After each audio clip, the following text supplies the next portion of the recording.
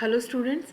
Last video में आपने देखा कि राष्ट्रपति जो है उनसे रिलेटेड इम्पोर्टेंट आर्टिकल्स कौन से हैं, एबिलिटी क्या है, राष्ट्रपति के बनने के लिए योग्यताएं कौन कौन सी निर्धारित की गई हैं, अनुमोदक प्रस्तावक क्या होता है, जमानत राशि क्या होती है, राष्ट्रपति का टेन्योर कितना होता है, क्या राष्ट्रपति के चुनाव में री इलेक्शन हो सकते हैं नहीं, उत्तराधिकार राष्ट्रपति किसे चुन सकता है या नहीं, वेतन भत्ते क्या हैं और विशेषाधिकार क्या क्या मिले हुए राष्ट्रपति को। ये आप पार्ट 1 वीडियो में ऑलरेडी देख चुके हो। आज पार्ट सेकंड जो वीडियो है ये मोस्ट इंपॉर्टेंट वीडियो है और ये इलेक्शन ऑफ द प्रेसिडेंट से रिलेटेड है, जो कि 16 नंबर का क्वेश्चन कई बार पूछा गया है कि राष्ट्रपति के चुनाव की विधि को बताएं। यहाँ राष्ट्रपति के चुनाव की विधि का इंट्रोडक्शन देने से पहले मैं आपको बता देना चाहती हूँ कि राष्ट्रपति के चुनाव की विधि में आपको 3 इंपॉर्टेंट बातें बहुत ज़्यादा ध्यान रखने की ज़रूरत है। जो पहली इंपॉर्टेंट बात है वो ये है कि राष्ट्रपति का जो चुनाव होता है वो अप्रत्यक्ष विधि द्वारा होता है।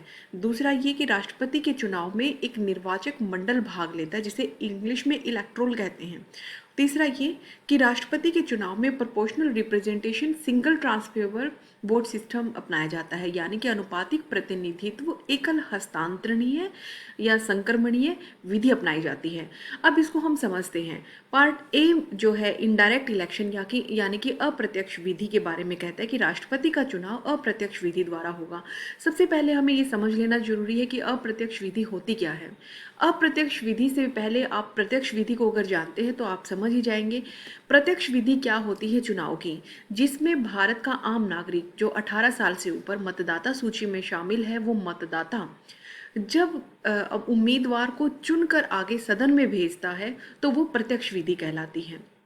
अब अप्रत्यक्ष विधि जो है ये है कि जो मतदाता है जिस मतदाता ने चुनकर जिनको आगे भेजा है वो चुने हुए सदस्य आगे जाकर राष्ट्रपति के चुनाव में भागीदारी ले, वो अप्रत्यक्ष विधि कहलाएगी। यानी कि डायरेक्ट जो मतदाता है, आम आदमी है, वो जुड़ा हुआ नहीं है राष्ट्रपति के इलेक्शन में, इनडायरेक्ट तरीके से अप्रत्यक्ष तौर पर अपना जो है उपस्थिति दर्ज करवाता है।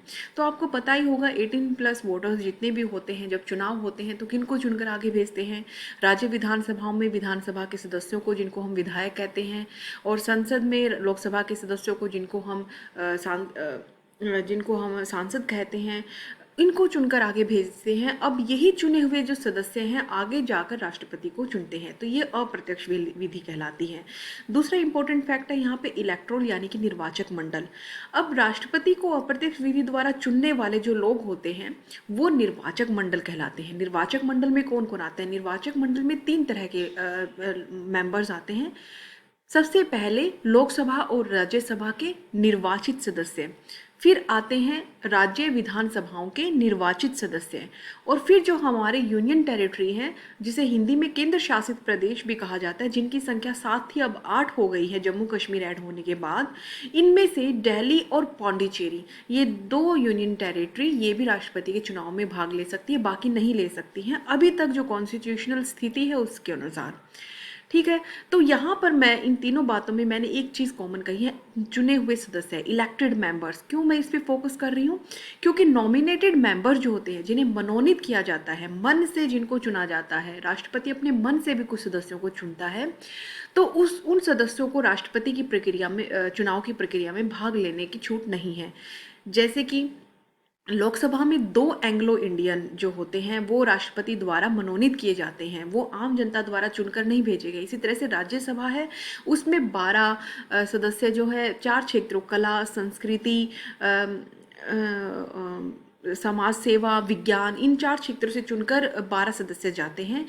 ये भी मनोनीत होते हैं, इनको आम जनता नहीं चुनती है, या आम जनता या फिर किसी तरह से कनेक्टेड नहीं होते आम जनता से, ये सिर्फ राष्ट्रपति के द्वारा मनोनीत होते हैं। तो ये जो मनोनीत सदस्य हैं ये राष्ट्रपति के चुनाव में भाग नहीं ले सकते, इसीलिए बार बार इलेक्टेड मेंबर्स पे फोर्स किया जा रहा है, यानी कि चुनाव निर्वाचित जो सदस्य है वो ही केवल राष्ट्रपति इलेक्शन में भाग ले सकते हैं। दूसरा, फिर मैंने स्टेट लेजिस्लेचर में भी बताया कि जो राज्य की विधानसभाएं हैं, असेंबली हैं, वहाँ पे भी केवल निर्वाचित सदस्य ही चुनकर जा सकते हैं। देखिए यहाँ एक इम्पोर्टेंट फैक्ट मैं बता दूं कि राज्य की विधानसभाओं में राज्यपाल को एक एंग्लो इंडियन चुनने का अधिकार है, तो वो जो एक एंग्लो इंडियन जो है वो प्रेसिडेंट के इलेक्शन में पार्टिसिपेट नहीं करेगा।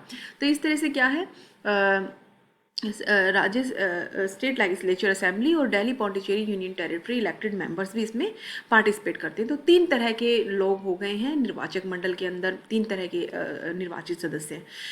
तीसरा आता है proportional representation single transferable vote system, यानी कि अनुपातिक प्रतिनिधित्व प्रणाली। इसको आप जो है आने वाले 2-3 स्लाइड्स के बाद मैं आपको बताऊंगी कि ये क्या होता है। उससे पहले आपको जो ऊपर वाले 2 पॉइंट है इससे लिंक्ड कुछ चीज़ें मैं आपको दिखाना चाहती हूँ। फॉर एग्जाम्पल आप एक पीपीटी के थ्रू भी देख सकते हैं इस चीज़ को। जैसे कि ये देखिए निर्वाचक मंडल में कौन कौन शामिल होता है। ये हमारे मतदाता है जो कि 18+ है और ये अप्रत्यक्ष मत प्रणाली द्वारा निर्वाचन में भाग ले रहे हैं। यहाँ पर क्या लिखा हुआ है, अप्रत्यक्ष मत प्रणाली निर्वाचन में भाग लेने वाले। तो ये मतदाता सबसे पहले इधर ये मत दे रहे हैं इन सदस्यों को। ये सदस्य कौन कौन है, ये सदस्य है निर्वाचित सदस्य किसके, संसद के। और संसद में कौन कौन आता है, लोकसभा और राज्यसभा। तो इस डायग्राम को आप अच्छे से याद रखें। अब फिर से मतदाता पर चलते हैं। मतदाता फिर मत दे रहे हैं, किनको दे रहे हैं, फिर से निर्वाचित सदस्य हैं। कौन से निर्वाचित सदस्य हैं ये राज्य विधानसभाओं के निर्वाचित सदस्य हैं। और नीचे वाली लाइन में लिखा हुआ है 28 राज्य, दिल्ली और पांडिचेरी विधानसभा क्षेत्र के। तो इस तरह से ये आप डायग्राम, इसको आप ध्यान में रखें। इसके बाद हम नेक्स्ट स्लाइड में जाते हैं। नेक्स्ट स्लाइड जो है ये है कुछ इंपॉर्टेंट फैक्ट। इसके अलावा निर्वाचक मंडल अप्रत्यक्ष विधि, इंपॉर्टेंट फैक्ट आप जो है राष्ट्रपति चुनाव प्रणाली में डाल सकते हैं। वो है राष्ट्रपति के जो चुनाव है उसको करवाने की जिम्मेदारी भारत के निर्वाचन आयोग के पास होती है। तो आपसे एमसीक्यू में पूछा जा सकता है कि राष्ट्रीय चुनाव कौन करवाता है, तो भारतीय निर्वाचन आयोग। फिर दूसरे पॉइंट में कह रहे हैं कि राष्ट्रपति का जो कार्यकाल है वो 5 वर्ष का है तथा निर्वाचन आयोग के लिए बाध्यता है कि कार्यकाल की समाप्ति से पूर्व राष्ट्रपति के चुनाव की प्रक्रिया को समाप्त कर दिया जाना चाहिए। मान लीजिए कि 6 महीने बाद जो है फॉर एग्जांपल राष्ट्रपति की जो है 5 वर्ष पूरे होने वाले 6 महीने बाद, तो चुनाव आयोग क्या करेगा, आज की तारीख से चुनाव प्रक्रिया प्रारंभ कर देगा। ठीक है, तो यहाँ पे कह रहे हैं कि राष्ट्रपति के काल में अचानक रिक्ति होती है तो वह, और इसके अलावा 6 माह के भीतर जो है चुनाव करवाने जरूरी होते हैं। राष्ट्रपति के जो चुनाव प्रक्रिया को है कार्यकाल की समाप्त पूर्व ही राष्ट्रपति चुनाव प्रक्रिया हो जाएगी। और राष्ट्रपति का किसी वजह से रिक्त हो गया पद तो वो 6 महीने के अंदर अंदर चुनाव प्रक्रिया द्वारा चुनाव आयोग भरने की कोशिश करेगा। तीसरा पॉइंट कह रहे राष्ट्रपति के चुनाव संबंधी विवादों को केवल सर्वोच्च न्यायालय में चुनौती दी जा सकती है। ये भी एमसीक्यू में पूछा जा सकता है कि राष्ट्रपति के चुनाव संबंधी, राष्ट्रपति नहीं उपराष्ट्रपति के चुनाव संबंधी भी जो मामले होते हैं वो सर्वोच्च न्यायालय में ही सुने जाते हैं, उच्च न्यायालय या किसी अधीन न्यायालय में नहीं शुरू होते। इसके बाद कहते हैं निर्वाचक मंडल में रिक्ति के आधार पर चुनाव में कोई चुनौती नहीं दी जा सकती। यानी कि निर्वाचन मंडल में सोच लो कि कोई संसद सदस्य है या कोई राज्य विधानसभा का सदस्य है, वो नहीं आ पाया या उसकी मृत्यु से पद मुक्त रिक्त हो गया है, तो ऐसे में वो वोट तो डल नहीं सकती उसकी तरफ से। तो क्या है, ऐसे मैटर को कभी भी चुनौती नहीं दी जा सकती है। फिर ये है कि 5वां पॉइंट जो है विवादों को चुनौती केवल चुनाव प्रक्रिया के पूर्ण होने के उपरांत ही दी जा सकती है। अगर किसी भी प्रकार से राष्ट्रपति चुनाव में किसी प्रकार का विवाद उत्पन्न हो भी गया है तो वो केवल क्या होगा, चुनाव प्रक्रिया के बाद ही सुना जा सकेगा। अब ये देखिए बहुत ही इंपॉर्टेंट फॉर्मूले हैं, ये फॉर्मूले आपको याद करने ही हैं, नहीं कर पाएंगे राष्ट्रपति के चुनाव की प्रक्रिया। सबसे पहले विधायक के वोट की कीमत, फिर है संसद के वोट की कीमत। ये 2 फॉर्मूले हम याद करेंगे। तीसरा फॉर्मूला भी है, इसके बाद मैं बताऊंगी। तो ये 3 फॉर्मूले आपको बहुत अच्छे से याद रखने हैं। सबसे पहला जो है विधायक के वोट की कीमत और सांसद के वोट की कीमत क्यों निकालते हैं। देखिए राष्ट्रपति को वस्तुतः राष्ट्र के प्रतिनिधि का रूप देने के लिए संविधान में ये व्यवस्था की गई है कि राष्ट्रपति के चुनाव में भाग लेने वाले राज्य विधानसभाओं के सदस्य हों या फिर वो संसद के सदस्य हों, उनके मतों में समानता होनी चाहिए। यानी मत का जो मूल्य है वो समान होना चाहिए। ये नहीं कि राज्य संसद का सदस्य है तो ज़्यादा मत का मूल्य होगा, सिर्फ राज्यों के सदस्य हैं तो कम मत का मूल्य होगा, ऐसा नहीं होगा। जहाँ तक हो सके सभी का प्रतिनिधित्व जो माना जाएगा एक समान माना जाएगा। इस विधि के अनुसार किसी राज्य की विधानसभा का प्रत्येक सदस्य उतने मत दे सकता है जितने राज्य की जनसंख्या विधानसभा के निर्वाचित सदस्यों की संख्या में भाग करके और भागफल को 1000 से भाग करके जो शेषफल आए उसमें। इस लाइन को आप एक बार अवॉइड करें। मैं आपको सिंपल शब्दों में बता देती हूँ। जो शुरुआत की 2-3 लाइनें बोले उसको आप ध्यान रखें कि वोटों की कीमत इसलिए लगाई जाती है कि सभी का एक वोट का मूल्य जो एक समान निकल आए। तो विधायक के वोट की कीमत, विधायक आपको पता है राज्य विधानसभा के जो सदस्य होते हैं वो विधायक कहलाते हैं। मान लो कि हरियाणा है, हरियाणा की विधानसभा में आप किसी एक विधायक के वोट का मूल्य निकालना है, तो राज्य की संख्या मान लीजिए 2.5 करोड़ के आसपास राज्य की कुल है, उसको आप यहाँ पर लिखेंगे। और नीचे विधायकों की संख्या आपको पता है, तो हरियाणा विधानसभा में 90 सदस्य हैं, तो यहाँ 90 लिखेंगे और उसे नीचे 1000 से भाग कर देंगे। तो इस तरह से क्या आपके विधायक के वोट, हरियाणा के जो एक विधायक है, विधानसभा का जो एक विधायक है, उसके मत का मूल्य निकल आएगा। फिर इस तरह से उस जो 90 है, 90 एक मत का मूल्य निकलने के बाद जो राज्य विधानसभा के हरियाणा राज्य विधानसभा की सीट्स हैं टोटल, यानी 90, उससे गुना कर दिया जाएगा उस एक मत का मूल्य। तो क्या आ जाएगा, हरियाणा विधानसभा के जितने भी सदस्य हैं उनके मतों का टोटल आ जाएगा। इस तरह से हमारे देश में जो है 28 राज्य हैं, 28 राज्यों के विधायक जो हैं उनके वोट का मूल्य निकाल लिया जाएगा। सभी का एक फॉर्मूला होगा, राज्य की कुल जनसंख्या बाय विधायकों की संख्या इंटू 1000। ऐसे करके 28 राज्यों के विधायकों की वोट की कीमत निकालकर सबको जोड़ लिया जाएगा। अब आते सांसद के वोट की कीमत को। अब जो विधायकों टोटल जो जोड़ निकाला गया है पूरे देश के जो राज्य हैं, राज्यों के विधायक हैं जितने से, सबके वोटों के कुल जो कीमत निकाली गई है उसके बटा में दोनों सदनों के सांसदों की कुल संख्या लिख दी जाएगी। अब देखिए, विधायकों के वोटों की कुल कीमत तो हम से निकाल ली, जोड़ दिया सबको 28 के 28 राज्यों को, बटा में दोनों सदनों, या दोनों सदन है लोकसभा और राज्यसभा के सांसदों की कुल संख्या।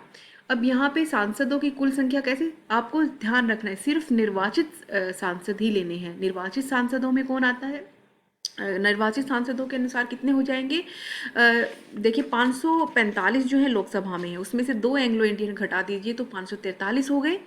और प्लस में जोड़ दीजिए राज्यसभा के 12 जो मनोनीत सदस्य हैं उनको घटा दीजिए 245 में से, तो कितने बच गए, 233। तो 233 प्लस 543 टोटल 776 हो गए। तो विधायकों के कुल जो वोट हैं उनकी कीमत के नीचे आप 776 लिख दोगे और जो भी कैलकुलेशन निकलेगा वो निकल जाएगा सांसद के वोट की कीमत। अब ये जो सांसद के वोट की कीमतें निकाली हैं, टोटल जो आ गया है, वो टोटल आप कहाँ लिखेंगे, टोटल लिखेंगे इस कोटा फॉर्मूला में। ये है कोटा फॉर्मूला। ये तीसरा एक फॉर्मूला आपको याद रखना है। इसमें टोटल जो प्योर वोट्स निकले हैं, जो अभी मैंने सेकंड फॉर्मूले से निकाले, वो यहाँ रख के बटा में नीचे इसके टोटल प्लेस ऑफ सीट्स, यानी कि कितनी सीटों पर चुनाव हो रहा है। राष्ट्रपति की तो एक ही सीट है, तो राष्ट्रपति की एक सीट, यानी कि यहाँ पर एक लिख देंगे, ठीक है। और इस राष्ट्रपति की एक सीट में प्लस में एक करके सारे का प्लस एक कर देना है, ये भी आपको लिखना है। इसको हिंदी में मैं बता दूं, शुद्ध मतों की कुल संख्या बटा में स्थानों की संख्या प्लस एक, फिर सारे का प्लस एक। तो ये भी आपको फॉर्मूला बहुत अच्छे से याद रखना है। तो ये 3 फॉर्मूले आपको याद रखने हैं। अब हम चलते हैं आगे। तो ये 3 फॉर्मूलों के तहत हमारा जो है क्या निकल गया है, इससे निकल गया है एक आंकड़ा, एक कोटा निकल गया है। उस कोटा निकलने से क्या है कि अब डिसाइड हो गया है कि राष्ट्रपति चुनाव में जो भी उम्मीदवार खड़े होंगे उनको वो कोटा जो है, वो निर्धारित संख्या है, वो उन्हें प्राप्त ही करनी पड़ेगी, ठीक है। अब इस कोटा सिस्टम से मान लो कि कोटा निकल गया है कि 5000 निकल गया, मान लो फॉर एग्जाम्पल, और भी ज़्यादा इजी ले लेती वैल्यू कि कोटा निकल गया है 10,000, यानी कि ये जो तीसरा फॉर्मूला मैंने बताया था इसकी वैल्यू अगर 10,000 निकल गई है, तो अब क्या मतलब होगा कि जो चुनाव में उम्मीदवार खड़े होंगे, आपको ये तो पता ही है कि कम से कम आधे से ज़्यादा मत लेने जरूरी होते हैं। तो इस चुनाव में जो लोग खड़े होंगे तो उनको कम से कम 5000, जीतने वाले को 5001 वोट पाना ही पाना पड़ेगा, यानी कि लगभग 51% जो है वोट पाने ही पाने पड़ेंगे कोटा सिस्टम से। फॉर एग्जाम्पल, अगर 10,000 कोटा निकल गया तो उस कोटा जो निकला है उसको प्राप्त करने के लिए फिर ये चुनाव प्रक्रिया शुरू होती है। और उस कोटा को कैसे प्राप्त किया जाता है, अनुपातिक प्रतिनिधित्व प्रणाली के एकल संक्रमणीय मत के द्वारा हम राष्ट्रपति चुनाव करते हैं। अब उसमें कैसे क्या होता है ये मैं आपको जल्द ही बताऊंगी अगले नेक्स्ट वीडियो में। तब तक के लिए थैंक यू।